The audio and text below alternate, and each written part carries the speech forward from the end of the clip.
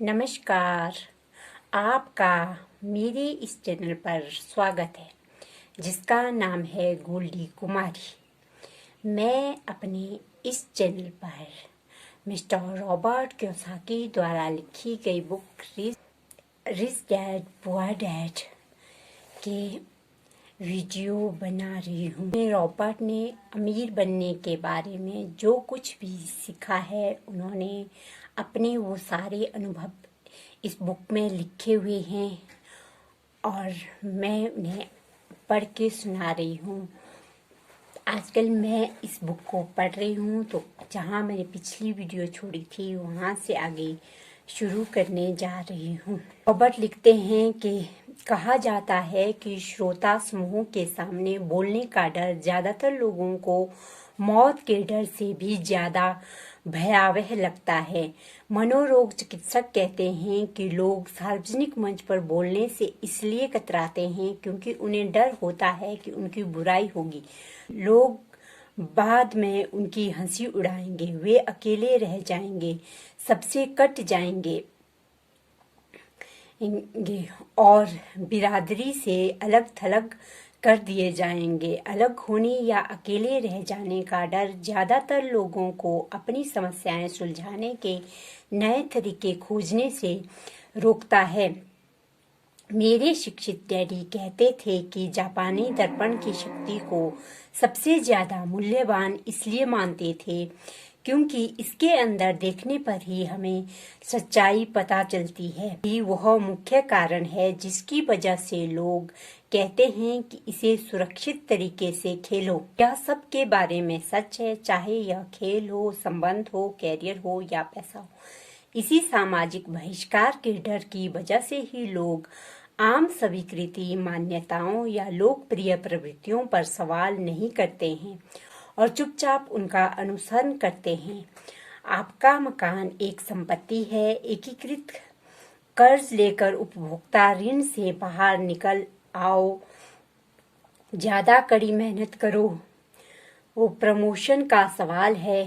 किसी दिन मैं वाइस प्रेसिडेंट बन जाऊंगा। पैसे बचाओ। जब मेरी तनख्वाह बढ़ेगी तो मैं एक ज्यादा बड़ा मकान खरीद लूंगा। म्यूचुअल फंड सुरक्षित है। कई आर्थिक समस्याएं इसलिए भी उत्पन्न होती है क्योंकि पड़ोसियों या आसपास के लोगों से बराबरी करना चाहते हैं। कभी कभार हम सभी को दर्पण में देखने की जरूरत होती है ताकि हम अपने डरों के बजाय अपनी आंतरिक बुद्धिमत्ता के प्रति सच्चे रहें। जब माइक और मैं 16 साल के हुए तब तक हमें स्कूल में समस्याएं आने लगी। हम बुरे नहीं थे, हम तो बस भीड़ से अलग होने लगे थे। हम स्कूल के बाद और वीकेंड पर माइक के डैडी के लिए काम करते थे। माइक और मैं अक्सर काम के बाद उनके डैडी के साथ एक टेबल पर घंटों बैठा करते थे जहां वे अपने बैंकर्स, वकीलों, अकाउंटेंट्स, ब्रोकर्स, निवेशकों, मैनेजर्स और कर्मचारियों के साथ मीटिंग करते थे। वे ऐसे आदमी थे जिन्होंने 13 साल की उम्र में ही पढ़ाई छोड़ दी थी, लेकिन अब वो शिक्षित लोगों को रास्ता दिखा रहे थे, निर्देश दे रहे थे, आदेश दे रहे थे और उनसे सवाल पूछ रहे थे। वे सब अमीर डैडी की आवाज पर दौड़े चले आते थे और उनके अप्रसन्नता व्यक्त करने पर सहम जाते थे। वे एक ऐसे आदमी थे जो कभी भीड़ के साथ नहीं चले। वे एक ऐसे आदमी थे जिन्होंने खुद के दम पर सोचा और वे इन शब्दों से चिढ़ जाते थे, हमें इसे इस तरह इसलिए करना है क्योंकि सभी लोग इसे इस तरह करते हैं। वे नहीं कर सकता शब्दों से भी नफरत करते थे।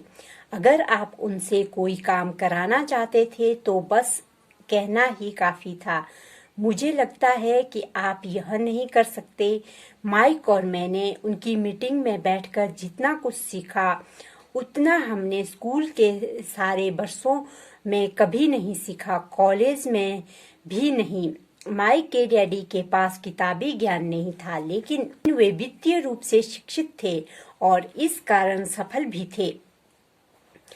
उन्होंने हमसे बार बार कहा, एक बुद्धिमान व्यक्ति अपने से ज्यादा बुद्धिमान लोगों को नौकरी पर रख लेता है। इसलिए माइक और मुझे बुद्धिमान लोगों की बातें घंटों तक सुनने और सीखने का लाभ मिला।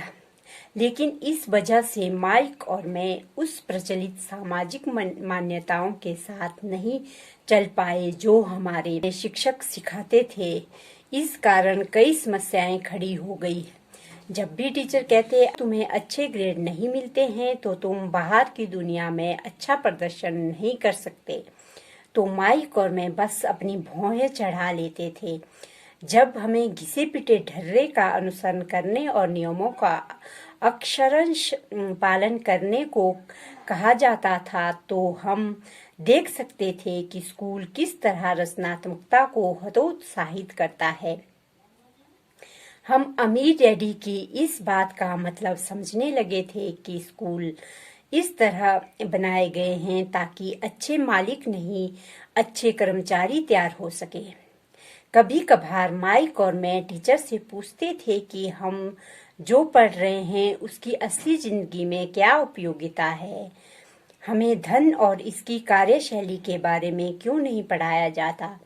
बाद वाले सवाल का हमें प्राय यह जवाब मिलता था कि पैसा महत्वपूर्ण नहीं है और अगर हम अच्छी तरह पढ़ाई करेंगे तो पैसा अपने आप मिलेगा। की शक्ति के बारे में हम जितना ज्यादा जानते जाते थे, हम अपने शिक्षकों और सहपाठियों से उतने ही दूर होते जाते थे। मेरे उच्च शिक्षित डैडी ने कभी मेरे ग्रेड्स पर नाराजगी नहीं की, लेकिन हमारे बीच पैसों के बारे में वाद विवाद होने लगे। जब मैं 16 साल का हुआ तब तक मेरी वित्तीय बुनियाद मेरे मम्मी डैडी से कहीं बेहतर हो गई थी।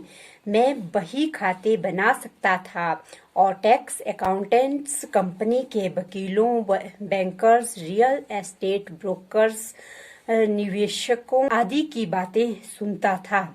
इसके विपरीत मेरे डैडी दूसरे शिक्षकों से बातें करते थे। के लिए इतना ही। अगले वीडियो में फिर मिलेंगे। अगर आपको इस बुक के सारे ही वीडियो चाहिए तो आपको मेरा ये चैनल सब्सक्राइब करना होगा, और अगर आपको वीडियो अच्छे लगे हो तो वीडियो को लाइक कर देना। आज के लिए इतना ही। अगली वीडियो में फिर मिलेंगे।